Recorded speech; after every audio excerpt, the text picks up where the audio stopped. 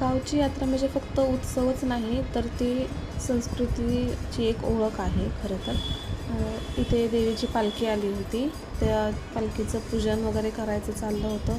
त्यानंतर इथे आमच्या घरासमोरच काय खेळतात ह्या खेळायला मला सांगा. मला माहितीनुसार तरी छबिना खेळतात असं म्हणतात ते. माहीत नाही. आणि गुलाल वगैरे पूर्ण गावांमध्ये टाकला जातो. इवन लेडीजसुद्धा पूर्ण गुलालाने भरलेल्या असतात.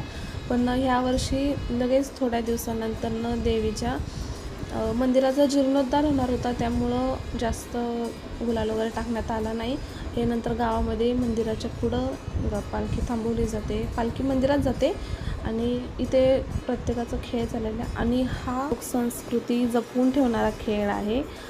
फक्त सासनकाठी पारंपरिक खेळ, घोषणा, फक्त कार्यक्रम नाही, तर आपल्या गावच्या आठवणी, लोककला, संस्कृती आणि आपल्या माणसांना एकत्र ठेवण्याचा हा सण आहे. आजकाल जो सर्व बदलत्या जीवनशैलीमुळे, काळामुळे कमी होत आला आहे. मी खूप लकी आहे की माझ्या गावामध्ये हे सर्व होतं.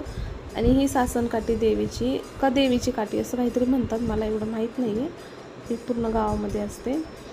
तर भेटूया नेक्स्ट व्लॉगमध्येच. तोपर्यंत बाय. आणि व्हिडिओला लाईक करा, शेअर करा, सबस्क्राईब करा. भेटूया नेक्स्ट व्हिडिओमध्ये.